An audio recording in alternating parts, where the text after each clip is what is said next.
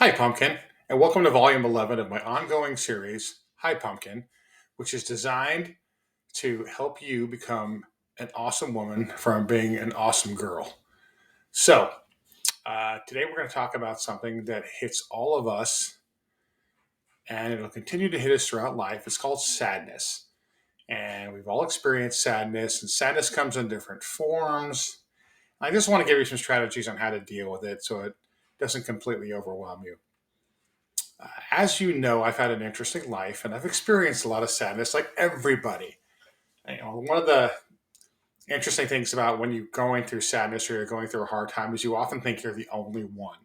And that's not true. Everyone that's ever lived, even the people with the awesome looking lives on Instagram or whatever, they all have sadness as well. And they all have to deal with it. But there's a difference between sadness when something happens or something terrible's going on or you're disappointed and depression. Depression's the real deal. Depression runs in our family. So if you find you get into a funk and no matter what you do, you can't get out, and no matter how hard you try or how things get better, you still kind of feel the same way, it's okay. You're not crazy. There's nothing wrong with you. You're just sick. And there's ways to get professional help for that that are really, really effective. So if indeed that happens, don't be super disappointed in yourself because that's just part of life. And some people get it, some people don't. Sometimes it runs in families, it happens to run in ours. So I just want to throw that out there in case you do start to really go into the darkness. You'll know there's actually a way out. And not everybody understands because not everybody's walked through the darkness. And a lot of people have very strong opinions without the firsthand knowledge of it.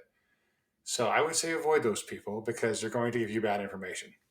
But for the general role, a real run of the mill kind of sadness stuff, I have a couple strategies for you. So sadness can be over a bunch of things: a breakup with a friend, or someone you're dating. Something bad can happen to you. You can be disappointed in the results of a test. You apply for something and you don't get it. You lose a big game. And then there's a million things. A loved one dies, a pet dies, people go away, and it's tough. So when sadness hits you, I want you to kind of think of it in a couple different terms. First of all, is there anything I can do about this? And if there is, maybe you can develop a strategy to take actions to mitigate your sadness and kind of deal with the issue. Because sometimes you're sad because, hey, I've really hurt someone or they've really hurt me. And is there anything I can do to make this better? Now, sometimes there's just not, especially like in romance, when, hey, we've had a breakup. I know this works out for some people. My experience has been it's never worked out when you try to get back together and you try to work, things out. It's tough. It's possible 100%, but it's a difficult one because sometimes you let the emotion of your sadness overwhelm the reason in your head about, hey, there's a reason this isn't working out. There's a reason this person is bad for me or I'm bad for them. So if you can do something, do it. Or if you've done something terrible or if you've done something bad, even if you didn't mean it, it's okay to make amends. It's okay to apologize. It's okay to try to make things better. If you didn't do anything wrong and there's nothing you can do, that's a different thing. Now, what are things like you can't do? Like you can't help when people die. You can't help if you get cancer. You can't help a myriad of other things that happen in life that are really heart wrenching and really sad. So, what do you want to do about this? I know we're going to talk a lot about stoicism in these videos as time goes on, but it really makes a lot of sense because in stoicism, the thought is you can only control what you can control.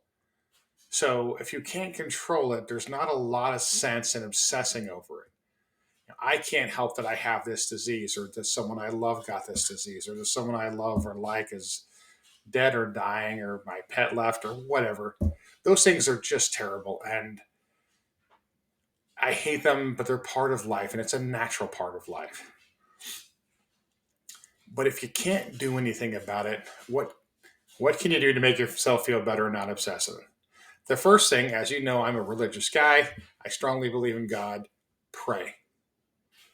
Pray for strength. Pray for resolution. Uh, Pray for the other person, even if you don't like them or you're angry with them. Pray for whatever. but pray. It's really helpful to have God in your life. It's really helpful to be able to give something that's bigger than you and say, and I've done this a ton of times, like, God, this is way too big for me. I don't understand this. I don't even know what to do, but it's killing me. Can you please take this from me? And, it's not like a wish list or, gee, I want, or, hey, can you do this for me? Because sometimes things are going to work out like you want, and sometimes they won't. And you can't really ever, I don't know, it'd be nice to take a menu and go, here's what I want to happen, and I'm going to pay for that. But that's not really how that works. It works in that if you give it to God, you got to have faith, and what happens is what's going to end up being good for you. And sometimes terribly painful things end up being very good for you. As you know, both your mother and I have gone through some really heart wrenching times in life, but those things make you who you are. They help you develop strength of character, they help you develop resilience and empathy and some other really neat things and make you a much better person. And as hard as those things are, like, I wouldn't take any of those back. I wouldn't want to go through it again, 100%, but I also wouldn't take them back because of what I took from those experiences. Another short term thing to make yourself feel better is exercise. Get out and move your body. Now, I don't care what that is, whether you get into martial arts, whether you get into weightlifting or running or walking or whatever. Move your body. Do something. You need that natural endorphin dump that's really going to help clear your head and tire you out a little bit. And exercise is a great reliever of stress. It's a great reliever of anxiety. It's a great reliever of a bunch of things. And it's really good for you physically and mentally. So there's a lot of wins with exercise, especially when you're upset. So you don't have to go to a special gym. If you have a gym you go to, great. If you have something you're really into, do that. If you're some kind of sport, I guess I'm trying to get you into a specific martial art that I hope you'll like as you get older. But even if you don't do that, there are other things. If you're moving your body, it's going to be good for your brain. So get out there and do that. Some things I will caution you on. Sometimes when you're feeling bad, it's easy to really fall into negativity and, gosh, I'm just going to have this bunch of ice cream, or I'm going to eat terrible for a couple of days to make myself feel better. That's fun in the moment, but it's not good for you. And then afterwards, you're going to feel even worse. Like, oh my God, I just ate that whole half gallon of ice cream. Yes, it was delicious, but God, now I feel terrible. Stay away from stuff like that. I would also stay away from any kind of chemical. So, like when I'm going through a particular bad time, I stop drinking. I drink a little booze, but if I'm really sad, I don't drink booze at all because I know that's just going to exasperate things and make things a lot worse and can lead to other bad things, me making bad decisions, me saying things I shouldn't, and me digging the hole deeper. Stay away from alcohol. For God's sake, stay away from drugs.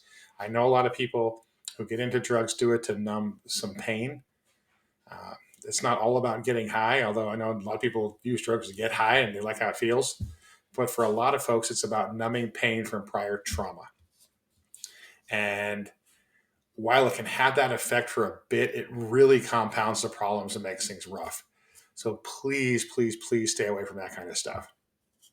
So, and if you talk to someone, find someone to talk to. I mean, if you talk to someone, find someone to talk to, and make sure they like you and they love you and they have your best interest at heart. Because sometimes people will take advantage of you when you're at your lowest and want to give you bad advice that's beneficial to them. So, sadness is a natural part of life. It's okay. It's okay to cry. It's okay to be sad for a couple of days, frankly. But if it really starts to go on and on, let's talk. All right. It's really good to see you. I love you a lot. I'm glad you're watching these videos. Um, and it's nice that we can have these honest adult talks as you get on and you get older and you get smarter. And hopefully, these are some help as you launch into life. I love you. I think you're awesome. You look smashing today, and I'll talk to you soon. Bye, Pumpkin.